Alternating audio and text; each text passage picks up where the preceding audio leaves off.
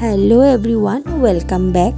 কলকাতায় এসে বাঙালি হয়ে যদি দাদা বৌদির বিরিয়ানি না খেলাম তাহলে কি আর করলাম। তাই আজকে আমরা বেরিয়ে গেছি দাদা বৌদির বিরিয়ানি খাওয়ার জন্য।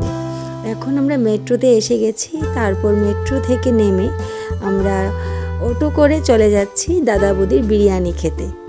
গিয়ে দেখি বিশাল বড় লাইন, তাই প্রায় 1 ঘন্টা আমরা লাইনে দাঁড়িয়ে রয়েছি।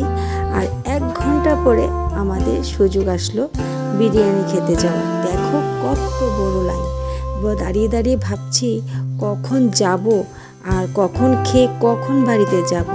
অ্যাট লাস্ট আমাদের ডাক আসলো, আমরা সিটও পেলাম, আর এখন আমরা 4 জনে বসে গেলাম খেতে। কিন্তু দেখো কি সুন্দর ভেতরটা, ভয়ে ভয়ে অল্প অল্প করে শ্যুট করছি, যদি কেউ কিছু বলে দেয় যে না শ্যুট করতে পারবেন না, এখানে অ্যালাউড না, ব্লা ব্লা ব্লা। আর এখানে বসে বসে ওয়েট করছি কখন বিরিয়ানি আসবে। অনেক কিছুই আছে আইটেম, কিন্তু আমরা আর অন্য কোনো আইটেমের দিকে না গিয়ে সোজা বিরিয়ানি অর্ডার করে ফেললাম। আর বিরিয়ানি এসেও গেল, দুর্দান্ত ছিল, এক কথায় অসাধারণ। যেমন গন্ধ তেমনি স্বাদে। যারা যারা খেয়েছো তারা তো নিশ্চয়ই জানো, সত্যি অতুলনীয়। কিন্তু জানো, খাওয়ার পর ভেবেছিলাম হয়তো এতগুলো বিরিয়ানি খেয়ে নিলাম, অ্যাসিড গ্যাস কিছু তো হবে, একদমই না, কিছুই হলো না। সত্যি খুবই ভালো লাগলো।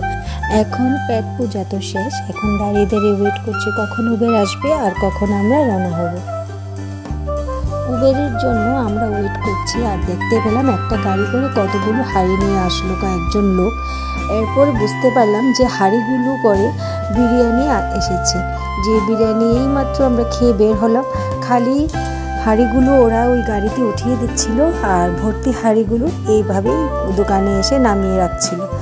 তারপর সব দেখা শেষ করে উবেরও আসলো, আর আমরা রওনা হয়ে গেলাম ঘরের জন্য।